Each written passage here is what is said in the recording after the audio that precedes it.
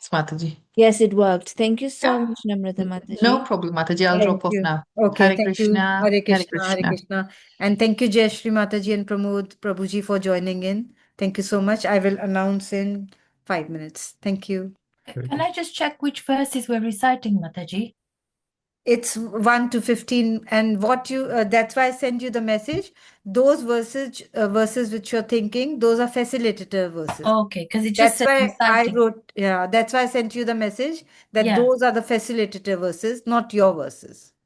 Okay. Okay, It's yours not are the clear. same. Yeah, yours are the same verses which I sent you the message for Oh, the because it says 7:45 recitation of verses. yeah. So it's for Seem the to be- facilitator what is mentioned. Okay, all right. Yeah, yeah. Thank you.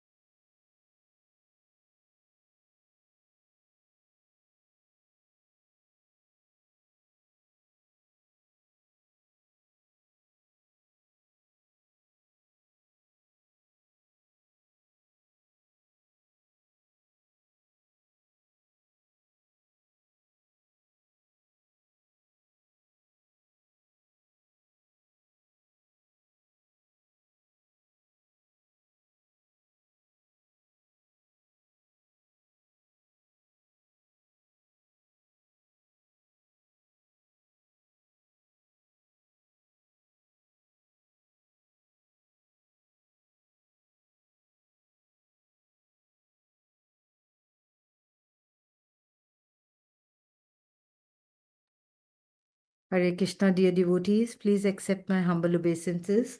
All glories to Srila Prabhupada.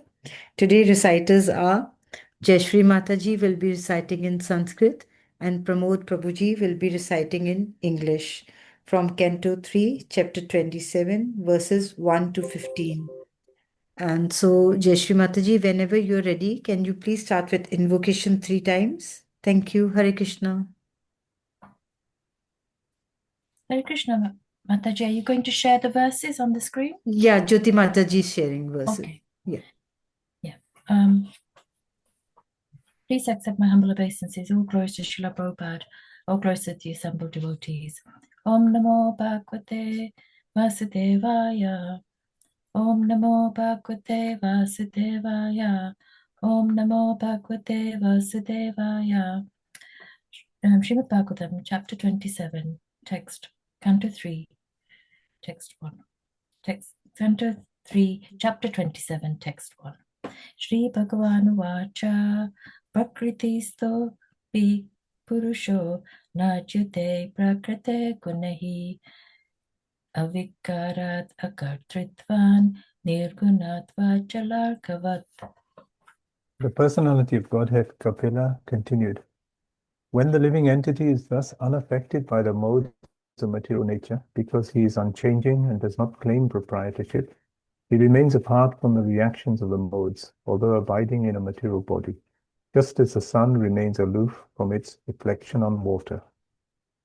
Text 2. Sa esha yari prakratir guneshvapi vishachyate ahankriya vimutatma kartasmitya vimanyate. When the soul is under the spell of material nature and false ego, identifying his body as the self, he becomes absorbed in material activities, and by the influence of false ego, he thinks that he is the proprietor of everything. Text 3. Tena samsara padavim avashobhyatya nirvritaha rasanike karmadoshe satasan mishrayonishu. The conditioned soul therefore transmigrates into different species of life, higher and lower, because of his association with the modes of material nature. Unless he is relieved of material activities, he has to accept this position because of his faulty work. Text 4. Arteya vidyamanepi samsrityir na nivartate dhyayato vishayan asya swapne nartakamo yata. Actually, a living entity is transcendental to material existence, but because of his mentality of lording it over material nature, his material existential condition does not cease.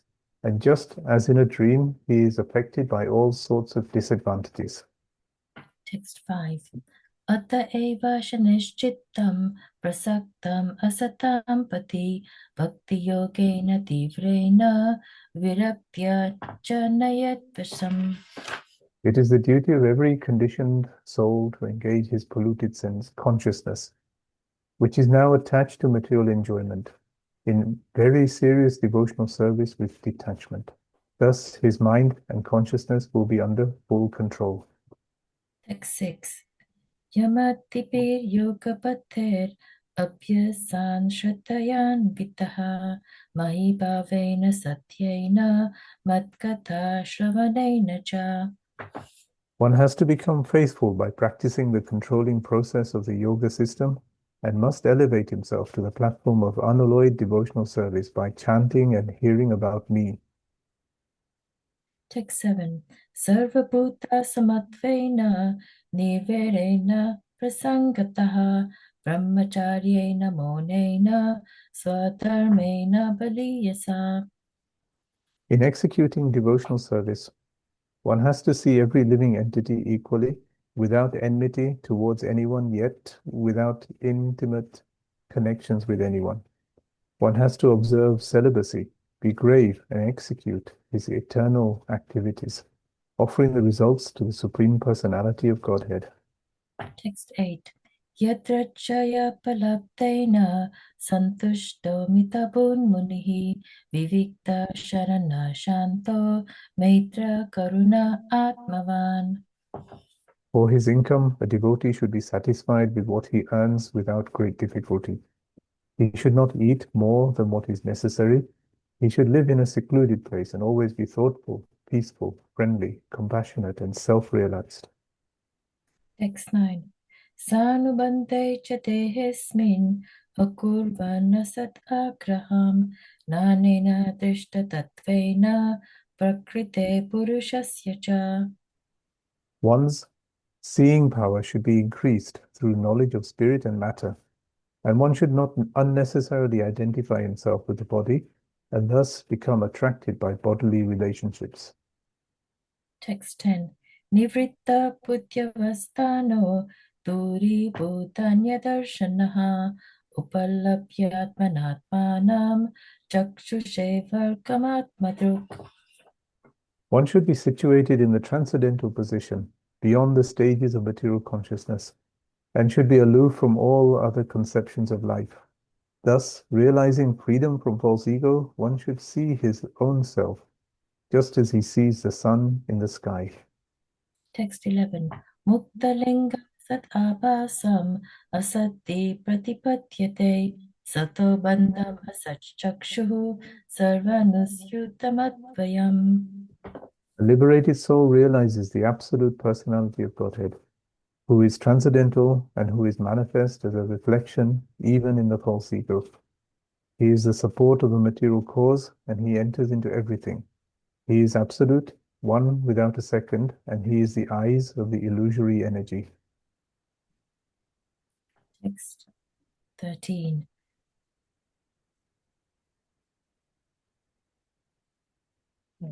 Evam trivid ankaro bhutendriya manomaya svabhase lakshito nena sat abhasena satyadruk. The self-realized soul is thus reflected first in the threefold ego, and then in the body, senses, and mind. Text 14. Bhuta sukshmendriya mano buddhya dishvihat nidraya lineshvasati yastatra vinitro nirahankriyaha. Although a devotee appears to be merged in the five material elements, the objects of material enjoyment, the material senses, and material mind and intelligence, he is understood to be awake and to be freed from the false ego. Text 15. Manyamanasthadatmanam anashto nashtavan mrisha nashtai hankarane drashta nashtavitta ivarturaha. The living entity can vividly feel his existence as the seer, but because of the disappearance of the ego during the state of deep sleep, he falsely takes himself to be lost, like a man who has lost his fortune and feels distressed, thinking himself to be lost. That's it. Thank you, Jeshi Mataji and Prabhuji, for the very nice recitation. Thank you so much. Hare Krishna. Hare Krishna.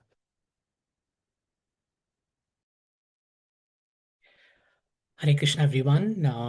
Welcome to the chat class. Thank you so much, Sri Mataji and Pramod Prabhu, for a beautiful recitation. So today we are going to be continuing with chapter 27. We'll be looking at verses 13 to 15. So let's put our hands together. Om Namo Bhagavate Vasudevaya. Om Namo Bhagavate Vasudevaya.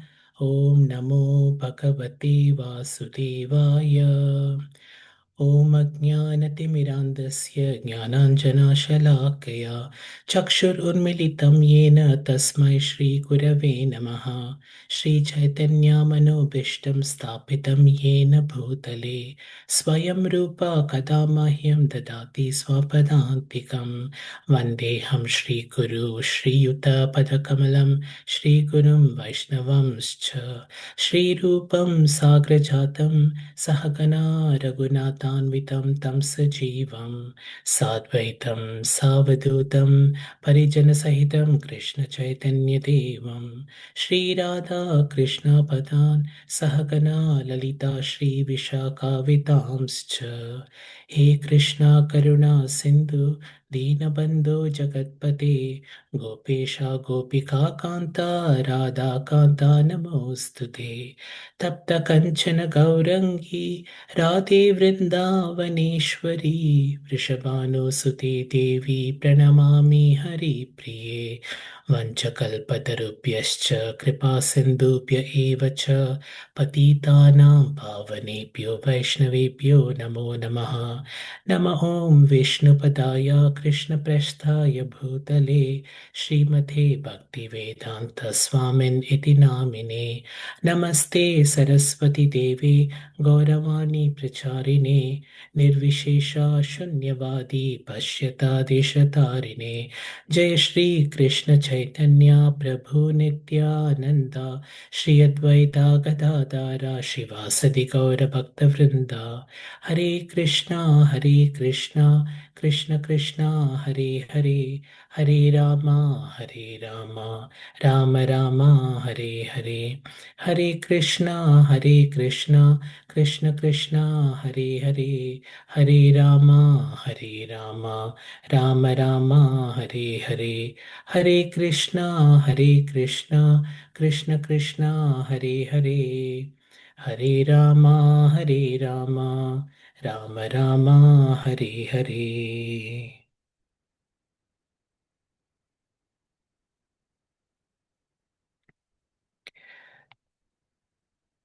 Srila Prabhupada ki jai.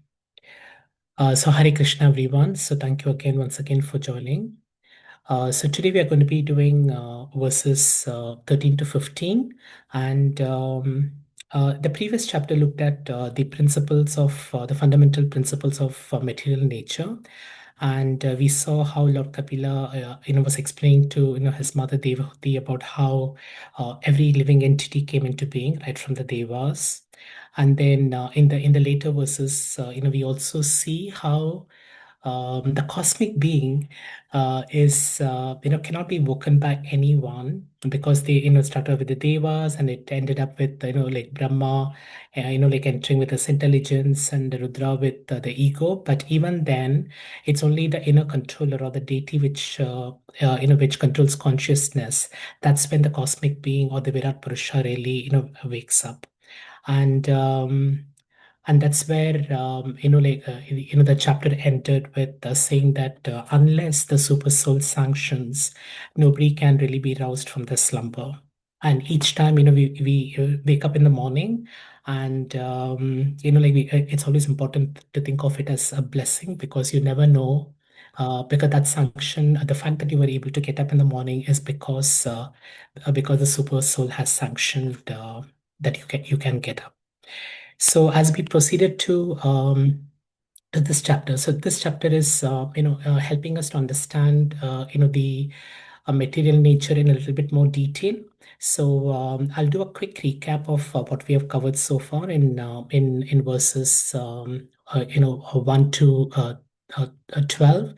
So we can see that in the first verse, Lord Kapila says, when the living entity is unaffected by the modes of material nature, so is unchanging. And the key thing that he talks about is that he doesn't claim proprietorship. So now this is a concept that comes very powerfully in the Ishopanishad as well, where clearly it says that like we are not the proprietors of this universe. We are only the stewards, and everything belongs to Krishna. Everything that we see around us, this is not really my home. This is Krishna's home. This is not my car. This is Krishna's car. However, we claim proprietorship, and that's because we have been influenced by the modes of material nature. And what Lord Kapil also says is that when we come, we are unconditional souls. So our eternal nature is Satchitanand, but we don't really remember that. So that forgetfulness comes because we are under this illusion of material nature and false ego. And we will talk a little bit about false ego and the real ego in later on. And so you become very absorbed in some of your material activities, and you become so absorbed in them that everything that that you've seen, that almost the world is has been created for you. And And we become the proprietor. It's my job, it's my bank account, it's my relationship, it's my everywhere. It's my, and the world today also propagates that type of thinking as well. um, and you can see how that has really resulted in so much of like conflict that's going on in the world around. Then the Lord also says that because of this illusion, like gripping into us, so we transmigrate into different species, and that's based on our association with the modes of material nature. So you can actually go, to lower life forms or to higher life forms, like based on your material duties. But the key thing that he says is that you have to accept this position because of your faulty work. So whatever it is that the Lord has given, he says that you have to accept this position. And let's ask ourselves, many of the times we, keep complaining about, like our lives. We look at various situations, and then, we, keep, complaining about things, criticizing about things. But that's not a good attitude of a learned person, because the learned person should accept his position as something that the Lord has given, and then and then manages like his or her situation accordingly. Then the Lord also moves on to say that it's only when you perform very serious devotional service with detachment, that's when your mind and consciousness will be under full control.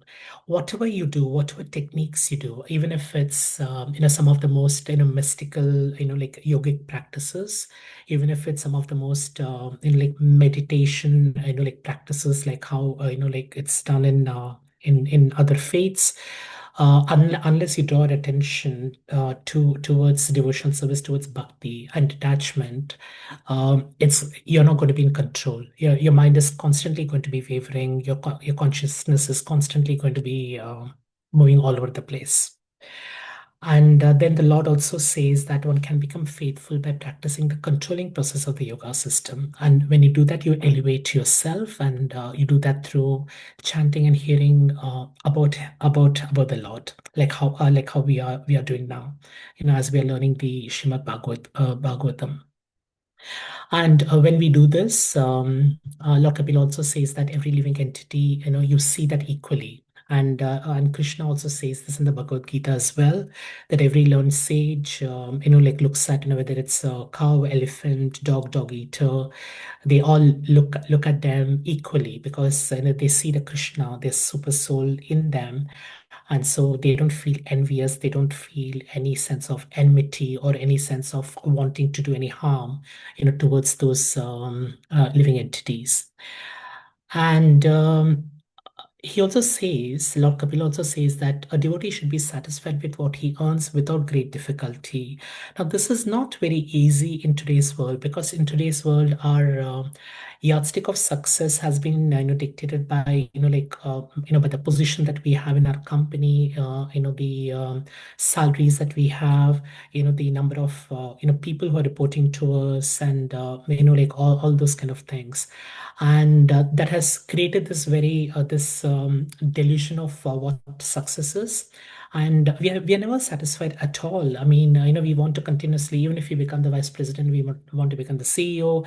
Even if we are earning a certain amount, we want to earn more than that, and so on and so forth. So, but a devotee is really satisfied with whatever the Lord gives, and guard themselves against excessive endeavor. Yes, you should do your prescribed duty. You should do your work as per what is shared. However, doing excessive like endeavor to be able to like earn a high income is not really something that's suggested for a devotee, and that's what the Lord says here. And the Lord also says that one's seeing power, one's drishti, because today we have material senses with which we look at the world. So what the Lord says is that one's seeing power, or we should think of it as like a spiritual sight, or divya drishti, should be increased through knowledge of spirit and matter, and how they interact with each other. So if you look at the Bhagavad Gita, there are some key themes that the Bhagavad Gita speaks about. So one is Ishwar. So Ishwar is Bhagwan, and who is the cause of all causes. And then there is spirit, which is his superior energy, and then matter, which is the inferior energy, and which is Prakriti. And we are spirit, and we are part and parcel of him. So we also are that have got a higher energy. But it's important to see how everything links together. So the Lord sanctions, and it's executed through matter, and we are the we are caught in this influence. So the moment we keep understanding that, and the moment we do not identify ourselves completely with the body, then we become free of this of these three modes. And then the Lord also goes on to say that. One when one realize one when one gets freed from a false ego, then they have the ability to see their own self, just as the sun's like in the just as you can see the sun in the sky. And then in just before this particular chapter, this particular verse, in text 12, like Lord Kapila also says that the presence of the Supreme Lord can be realized just as a sun is realized first as a reflection on water, and then as a second reflection on the wall of a room, although the sun itself is situated in the sky.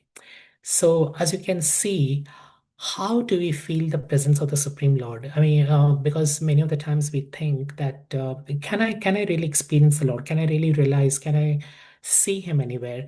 And we can see Him everywhere. In fact, in chapter 7, the Lord speaks about how He's the taste of water, how He's the light of the sun, and how He's the light of the moon. How is the He's the syllable Om.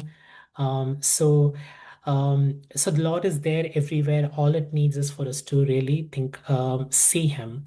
And when we look at the sun, is situated in the sky, but we can also see the sun, like in water. We can see, the sun as a reflection in the room as well. And that's how a learned person can really, experience and see the Lord everywhere.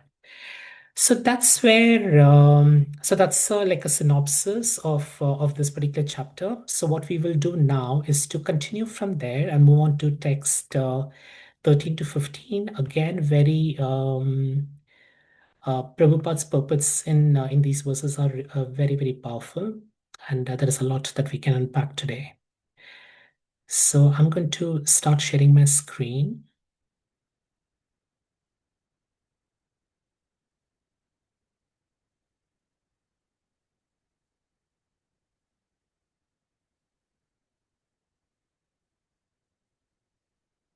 So hope you're able to see it. I'll try to make it a little bigger. Oops, sorry. Hare Krishna. Yes, Prabhuji, we can see your screen. Are you able to see it? Okay, I'll just yeah. Yes, thank you, Prabhuji. Because suddenly something happened in my laptop, so I was just not very sure. So just give me a second. Yeah. Thank you. So I'll read in Sanskrit, and then I'll like invite some devotees to read the translation, the purport. Prabhuji, it's a little bit too big. It's too big, is it? Okay, so let me try to make it a little It's smaller. one word is filling the screen. Okay, Maybe a little bit smaller. Yes, that's is that better. better? Yeah, that's fine. Okay, Thank thank you, you. Prabhuji. Yeah, sure. So let me go up then. Uh, Text 13. Just bear with me for a second. I think I stopped. For some reason, it's not showing the purport. So allow me to just do that. My apologies.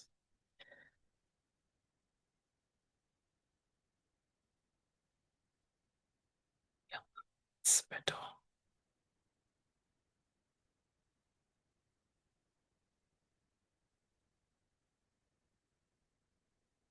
Now we are set. So hopefully we'll be able to continue with this now.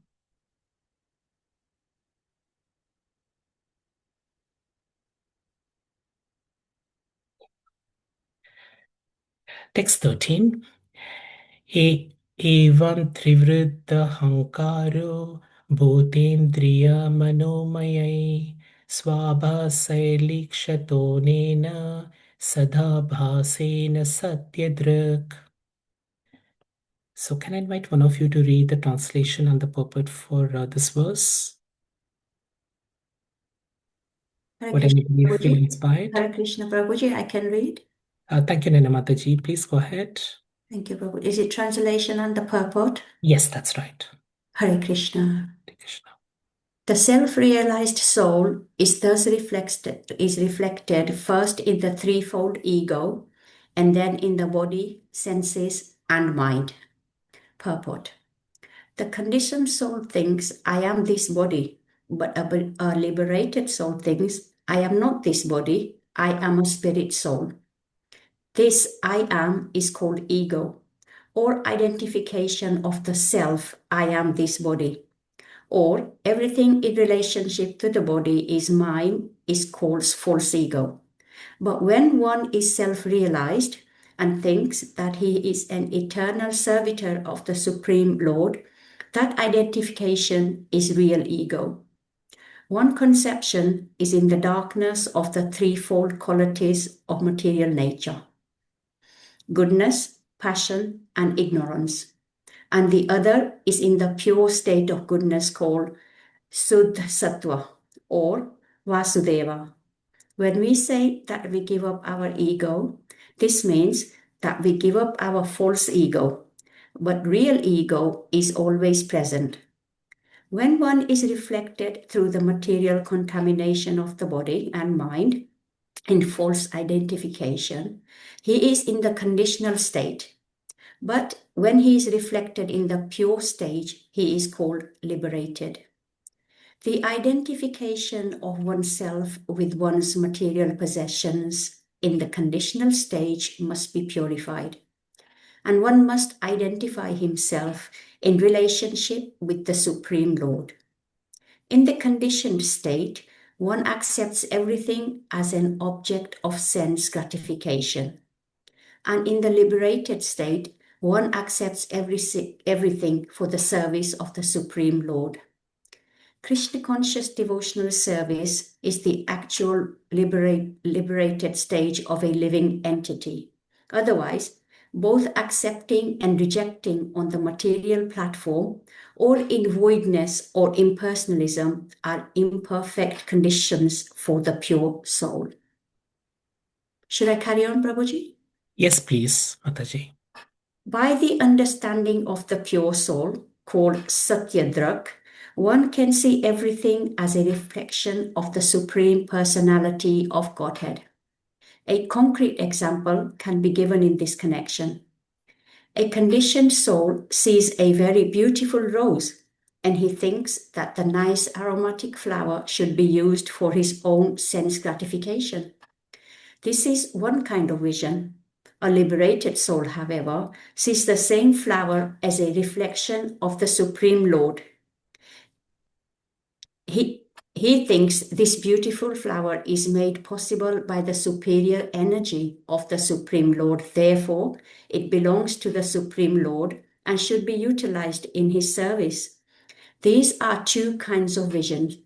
The conditioned soul sees the flower for his own enjoyment, and the devotee sees the flower as an object to be used in the service of the Lord. In this same way, one can see the reflection of the Supreme Lord in one's own senses, mind, and body. In everything. With that correct vision, one can engage everything in the service of the Lord.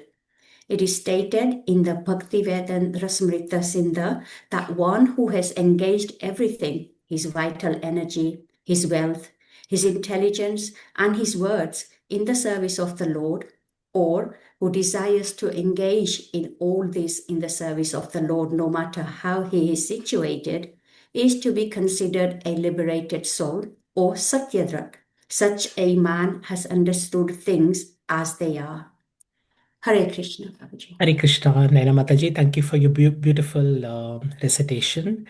So I hope we are all aspiring to be a Satyadrik, and we are all in different like aspects of the journey. But our desire to come together for the chat class is all really a manifestation of our desire to become a Satyadrik. So this is so what we'll do is we will look at like unpacking some of what Prabhupada has said in the pulpit, which is very beautiful. So if you can see reflect on what Mataji has just recited. So basically, we are the pulpit here speaks about like bringing to two differences.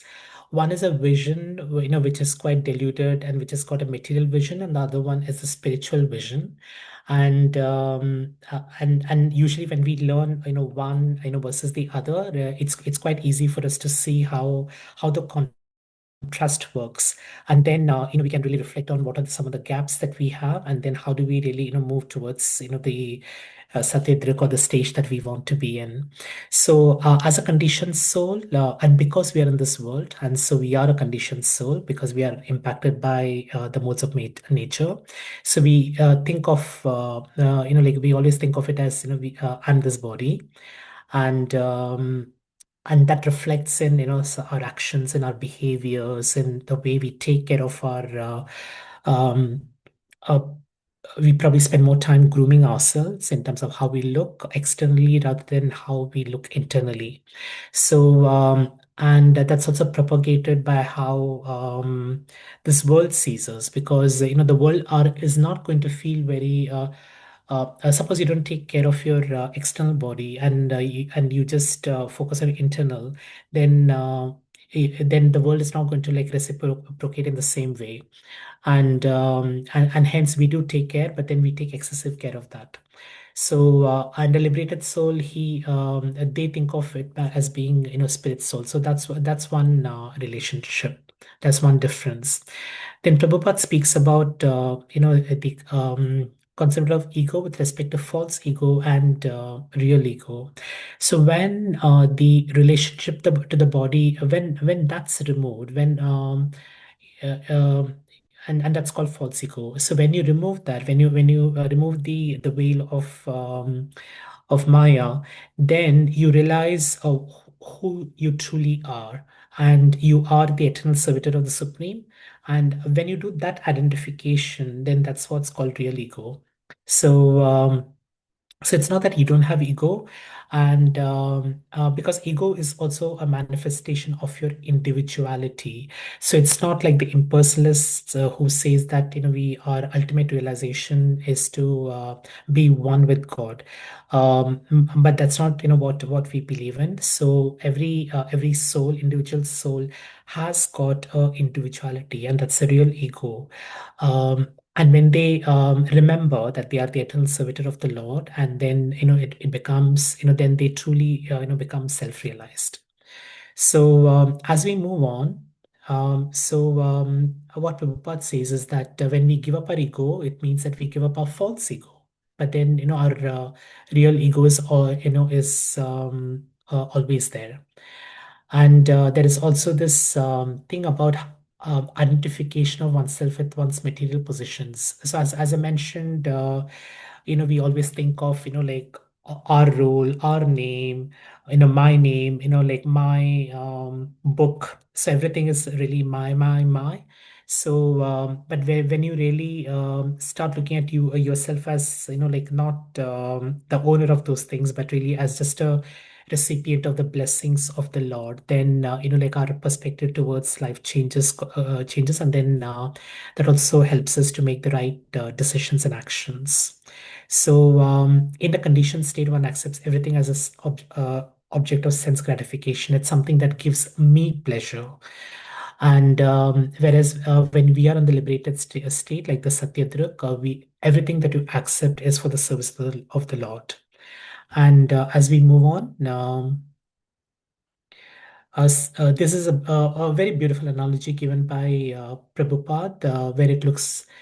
So we look at a beautiful flower, a beautiful rose, and what do we think?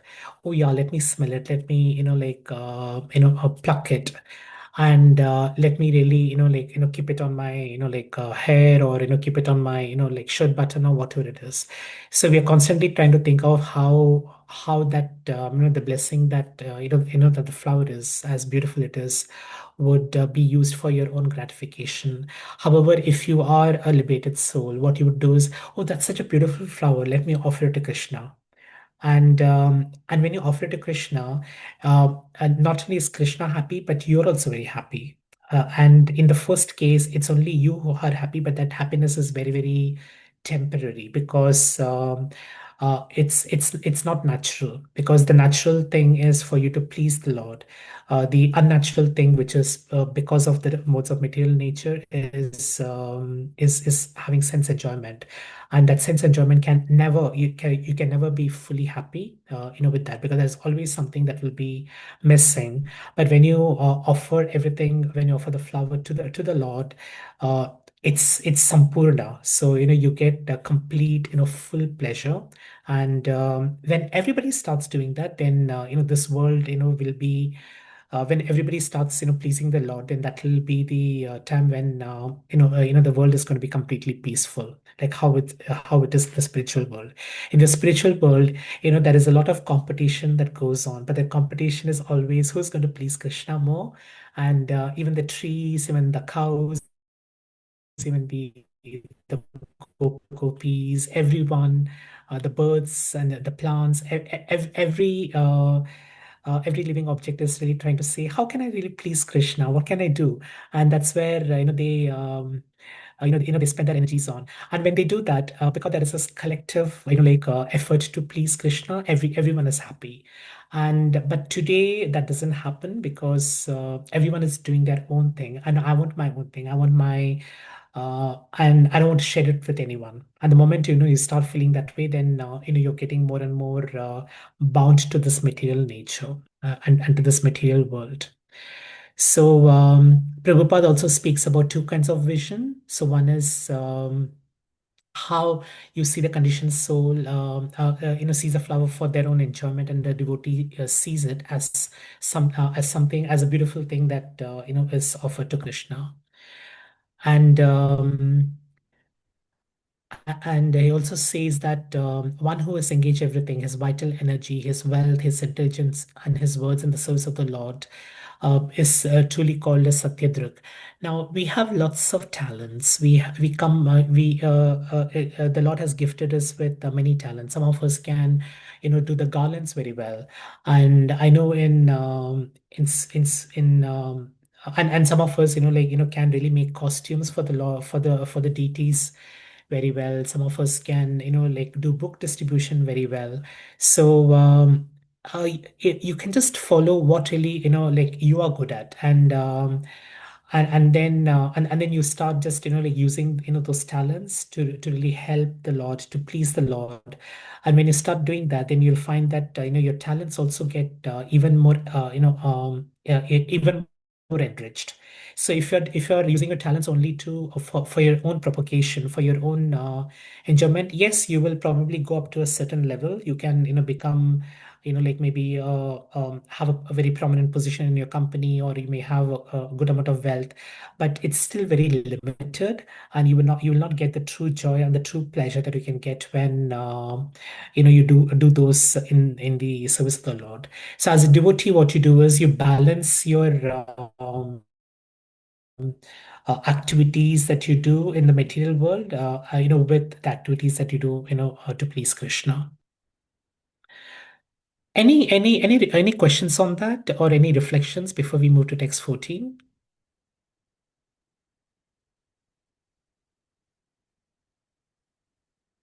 Okay, so let's move to text 14. We'll also have some time at the end for some reflections and questions. So we will do the Sanskrit, and then we'll do the translation and purport. भूतसूक्ष्मेन्द्रिया मनो बुद्ध्यादिष्विह निद्रया लीनेष्वसति यस्तत्र विनिद्रो निरहङ्क्रियः. Can I have another devotee to recite the translation, the purport, please? Can Hari Prabhuji, Prabhupada. can I? You can go, sorry. Indra Ah, Mataji, you go ahead. You go ahead, Indra Mataji. okay, Okay. Indira Mataji and Mataji 117385. Who would that be? Shipra Mataji. Okay, okay, okay. So Sipra Mataji can do the 15, and then Indira Mataji can do 14. So Okay. Hare Krishna. Hare Krishna. Although a devotee appears to be merged in the five material elements, the objects of the material enjoyment, in the material senses and the material mind and the intelligence, he is understood to be awake and to be freed from the false ego. Purport. The explanation by Rupa Goswami in the Bhakti Rasamrita Sindhu is of how a person can be liberated even in this body is more elaborately explained in this verse. The living entity who has become Satyadrak, who realizes his position in relationship with the Supreme Personality of Godhead, may remain apparently merged in the five elements of matter, the five material senses objects, and the 10 senses, and the mind and the intelligence. But still he is considered to be awakened and to be freed from the reaction of false ego. Here the word "lina" is very significant. The Mayavadi philosopher recommended merging in the impersonal effulgence of the Brahman, but that is their ultimate goal or destination. That merging is also mentioned here, but in the spite of merging, one can keep his individuality. I'm lost. The example given by Jiva Goswami is that a green bird that enters a green tree appears to merge in the color of greenness, but actually the bird does not lose his individuality. Similarly, a living entity merged either in the material nature or in the spiritual nature does not give up his individuality.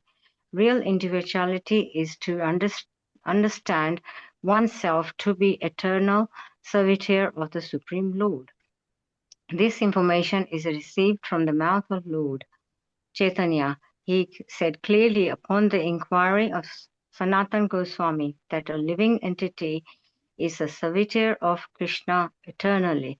Krishna also confirms in Bhagavad Gita that the living entity is eternally is part and parcel. The part and parcel is meant to serve the whole. This individuality, this is the individuality.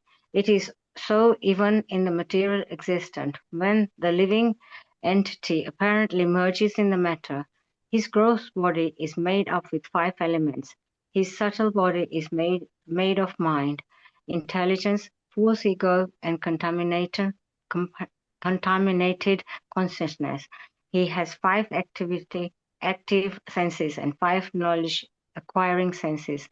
In this way, he merges in matter, but even while merged in the 24 elements of matter, he can keep his individuality as an eternal servitor of the Lord, either in the spiritual nature or in the material nature. Such a servitor is to be considered a liberated soul. This is an example of the authorities, and it is confirmed in this verse. Hare Krishna. Thank you, Prabhuji. Hare Krishna. Thank you so much, Mataji, for your wonderful recitation. So this is a beautiful purport, and it continues from 13, where we speak about the two kinds of vision. So vision which is driven by material senses and with object of sense enjoyment, and the second one is a spiritual vision which is about serving the Lord, about pleasing Him. So here, this is quite an interesting passage, because this passage could be this speaks about something which may seem a bit paradoxical. So think of devotees, think of your if you're initiated, think of a spiritual master, think of Prabhupada, and think about their lives, and think about how they lived how they lived in this particular world. And it may seem that they have been merged in the five material elements because they have been doing all the duties. Like for example, Prabhupada, was, was doing a grihas for a long time, and then one may seem and that they are merged in the five material elements, and hence. They seem to be merged, and hence like it may not seem very easy or apparent like how different they are. However, um, we can they may seem to be merged, but then they are not, because their mind and intelligence are quite awake, and they're operating in the real ego mentality and not in the false ego mentality. So we heard in the last passage that the false ego mentality is one where we ignore like the Lord, and we want to enjoy ourselves, and we it's for sense gratification. Whereas if you have a real ego, then that's really to like please the Lord, and they operate on that, although it's not very apparent outside. And they may seem that they are going through all the actions and behaviors which may contribute to material enjoyment, but that's not really the case. And Prabhupada gives again a very good analogy here, but I will just continue here. So the living entity who has become Satyadruk, and that's what, that's where we all aspire to be. So they may remain apparently merged in the five elements, but they are still considered to be awake. So here you may want to look at what is materially awake and what is spiritually awake. So when you are materially awake, you're typically in slumber. You are in and then you're waking up and doing your activities, which is what is material, like sleeping and awakening. Here in the here in case of Satyadruk, it's more to do with how spiritually like awake you are, and how do you develop that spiritual awakening? How do you really get to do that? That really comes like primarily from a desire in your heart to know and love God. It's really begins with faith, and the nine process of devotional service, which starts with faith, and then it moves on, and then you use that to follow the through the through chanting, through like remembering, through sing the kirtan, etc. So these are the things that allows you to like move to be liberated, and to help you transcend what is your false ego. And Prabhupada says here that the word Leena is very significant, because sometimes the impersonalists, they misunderstand some of the words. So here also there is an element of merging, which is Leena, but then this merging is slightly different from how the impersonalists really look at merging, because their aspiration or their realization or their goal is to become one with Brahman, with effulgence, while losing their individuality. But if you lose your individuality, then there is no reciprocal relationship you can have with the Lord. And we know that God is a person. God is bursting with energy. God is not like sitting like far away from the creation, and passing on judgment, and giving you rewards and punishment. Yes, that's one of the qualities, but then one of his well one but he very actively engages with his creation. So he's not just the cause of causes. So he's a source of creation, but he also lives like very much within the creation, and within each of us as as the Paramatma.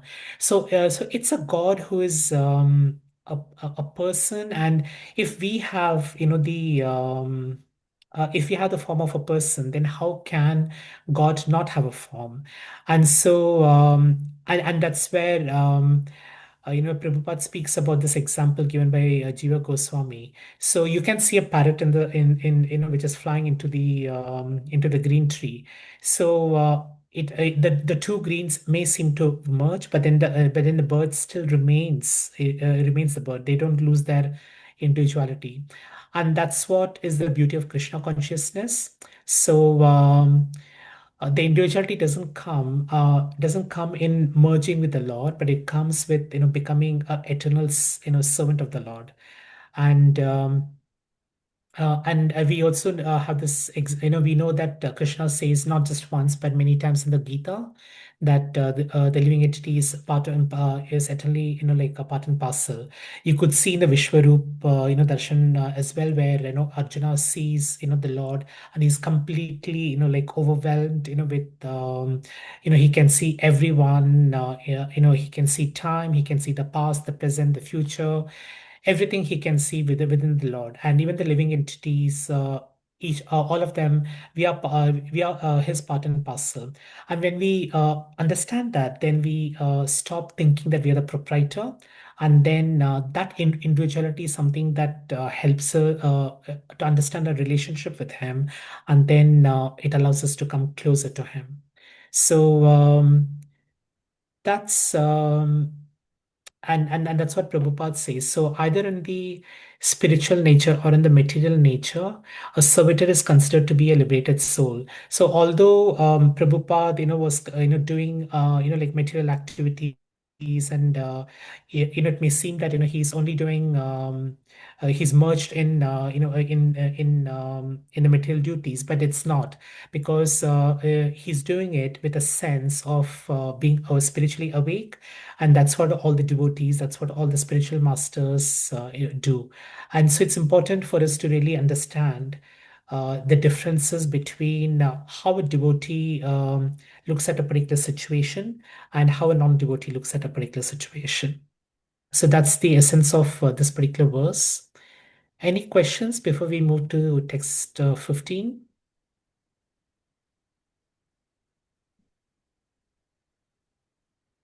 Right. So we can move to text 50 now. Manyamanastadaatmanam anashto nashtavan mrisha nashte hankarane drishta nashtavitta ivaturaha. So, Shipra Mataji, would you like to read the translation purport? Yes, Guruji. Thank The you. living entity can vividly feel his existence as the sheer, but because of the disappearance of ego during the state of deep sleep, he falsely takes himself to be lost, like a man who has lost his fortune and feels distress, thinking himself to be lost. Puppet.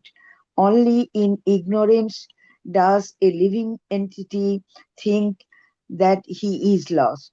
If by attainment of knowledge he comes to the real position of the eternal existence, he knows that he is not lost. An appropriate example is mentioned herein, Naste Vitta Ivitura. A person who has lost a great sum of money may think that he is lost, but actually he is not lost only, his money is lost. But due to his absorption in the money of identification with the money, he thinks that he is lost. Similarly, when we falsely identify with matter as our field of activities, we think that we are lost, although actually we are not. As soon as a person is awakened to the pure knowledge of understanding that he is an eternal servitor of the Lord, his own real position is revived. A living entity can never be lost. When one forgets his identity in deep sleep, he becomes absorbed in dreams, and he may think himself a different person or may think himself lost, but actually his identity is intact. This concept of being lost is due to false ego, and it continues as long as one is not awakened to the sense of his existence as an eternal servitor of the Lord. The Mayavedi philosophers' concept of becoming one with the Supreme Lord is another symptoms of being lost in false ego. One may falsely claim that he is the Supreme Lord, but actually he is not. This is the last snare of Maya's influence upon the living entity. To think oneself equal with the Supreme Lord, or to think oneself to be the Supreme Lord himself, is also due to false ego. Hare Krishna, Prabhuji. Hare Krishna. Thank you so much, Mataji, for your wonderful recitation. So, in this chapter, we in this verse, we Prabhupada, talks a lot about a living entities, thinking that he or she is lost. So, I've been speaking to some friends in India, and one of the things that's really um, worrying, to all of us is around how the students are finding it very difficult to cope with education, and even some of the some of the institutes which are which are some of the best in the world, which is the Indian Institute of Technology. There have been cases of students committing suicide, and getting lost to depression, and these are all and then we also see examples of people succumbing to their material failures, because if for example you have become bankrupt for some reason, or you lost a lot of money, or you lost a loved one whom who played a very important role in your life. It can be a very, very painful experience, and we handle it in a very different way, and based on our capacity, based on how we view that particular situation. And many times we do get almost like like cornered by life, when we think of how difficult life is, because this place does have a lot of miseries, and we know that it's not really the best place to live in this world. The spiritual world is definitely like where we should be, but while we are here, we must perform all the activities that we do. This passage really talks about how we might feel lost, when we undergo some of life's more difficult situations. But in this one, you can also see that there is a beacon of light, there is hope, and that hope comes that from the fact that as a if you are operating on a false ego, yes, you could have this sense of deep loss, whether it's a loss of like a relationship. A very dear friend of mine, like in the US, over the last 2 or 3 years, he's been going through a very painful um, he's been going through a very painful like separation process from his wife, and while he was going through this particular process, he's also very like a devotee of the Lord. And each time he was losing something, or at least he felt that he was losing something, he was gaining something. And today I've had, I think he's been able to put a closure on some on the difficult experience.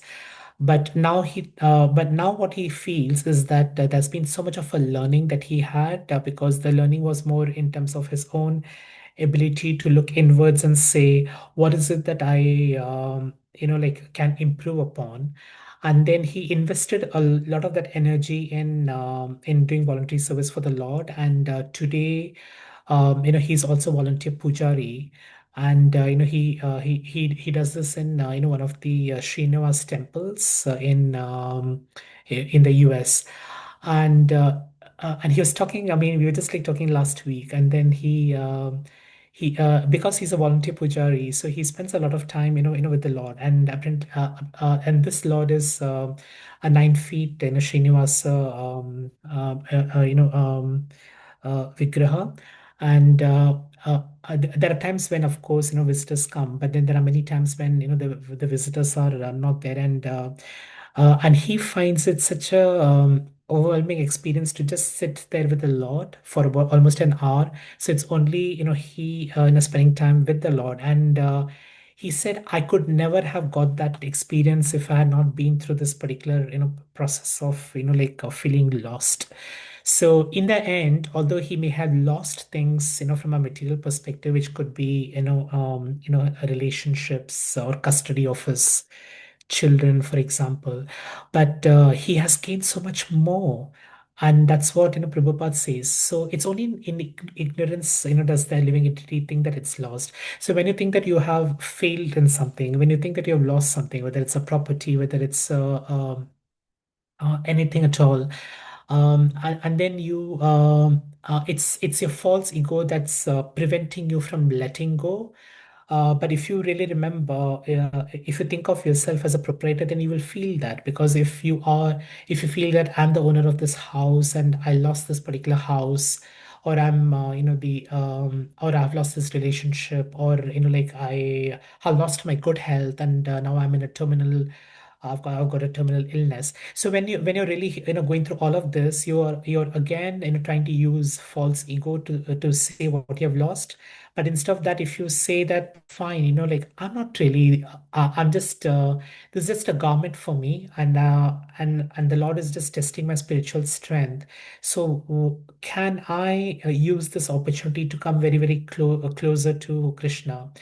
And a very good example of this, would be the smiling monk. I don't know how many of you know, Janaki Prabhu, whom I've met in like a few times, and like in the manner, and he would just spread sunshine anywhere and everywhere. And when you see him, you know, you you already feel that sense of joy, because he's so compassionate, he's so smiling all the time.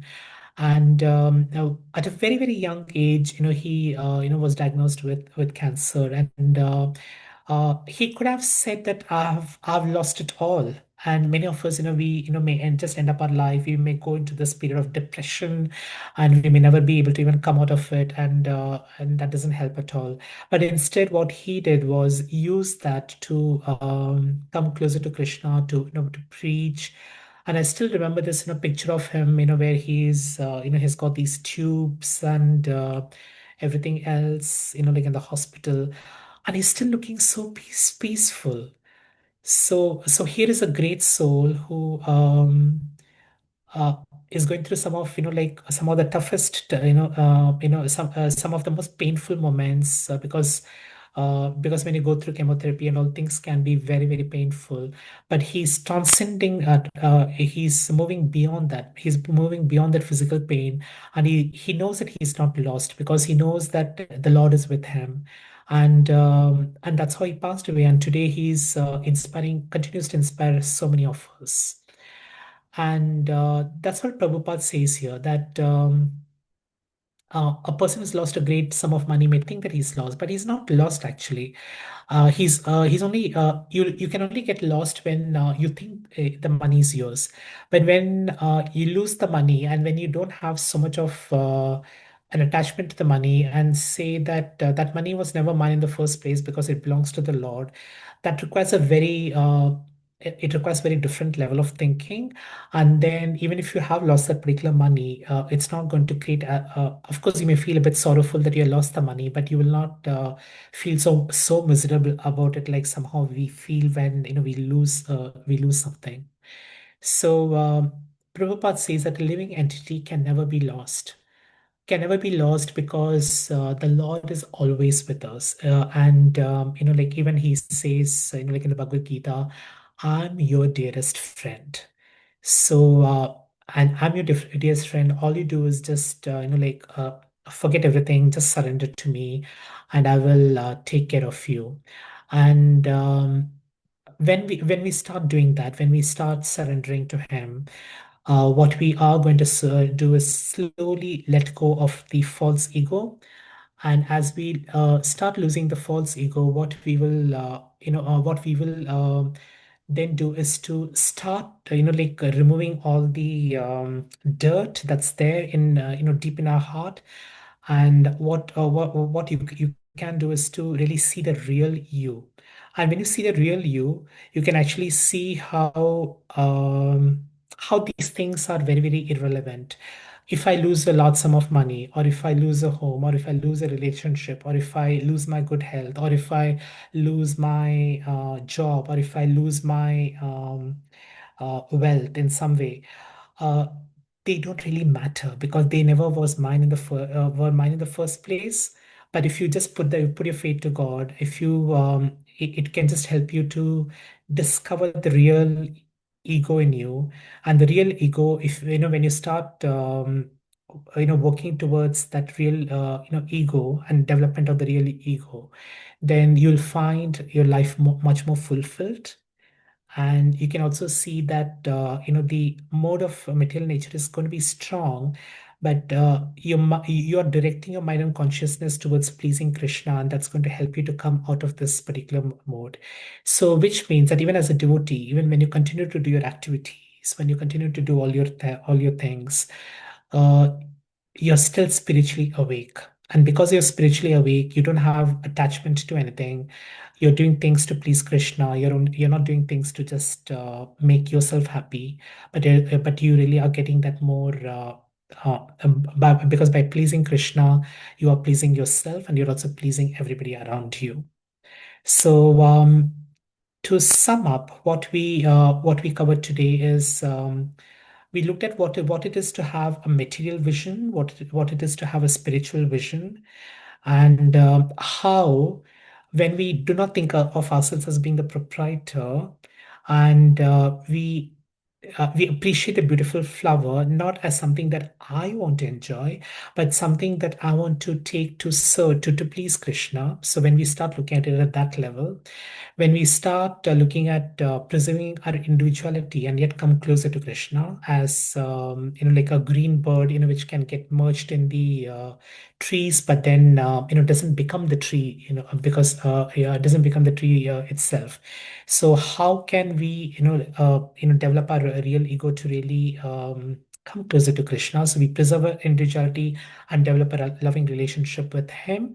And finally, how, even if we get the worst miseries, we should never feel lost because the Lord is always with us. And the moment we remember that, it can make you much more happier than anything else in this particular world.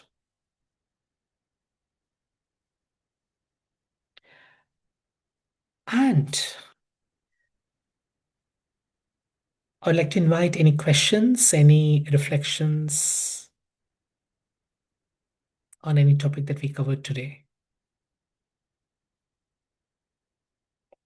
And please feel free to share your personal, like experiences as well, because especially on the one about,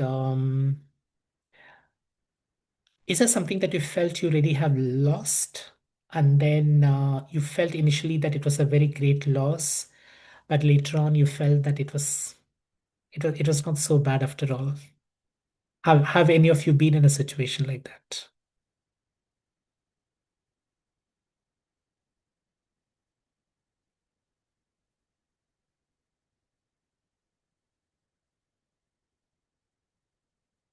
Any questions anymore?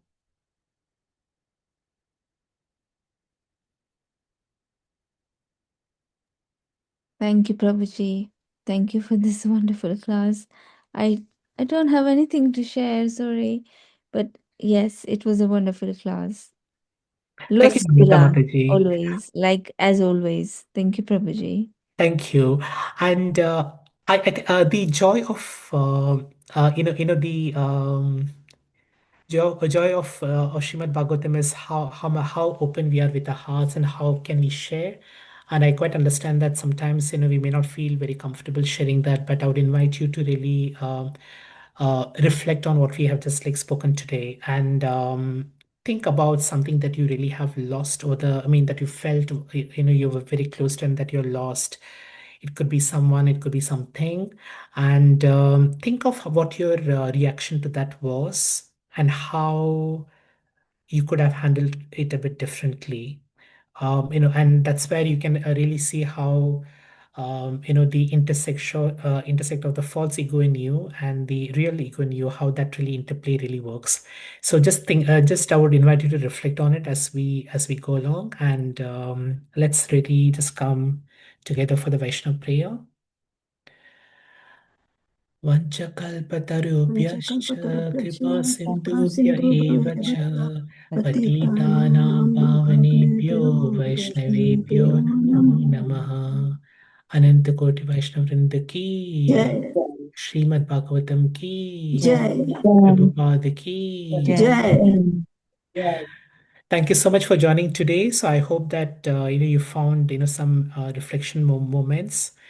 We may not have answers to all the questions, but if we ask the right questions, then we'll find the right answers. And the answers are always within ourselves. So wishing all a blissful evening and a Hare Krishna. Yeah. Hare Krishna. Very Hare good. Krishna. Thank you Thank very you, much Prabhuji, for a for the wonderful wonderful class. class. Krishna, thank you Wonderful so class, much. Prabhuji. Thank Thank you. you. Thank you, Hare Prabhuji. Krishna. Hare Krishna, thank you. Thank you. Thank you, Prabhuji. Hare Krishna.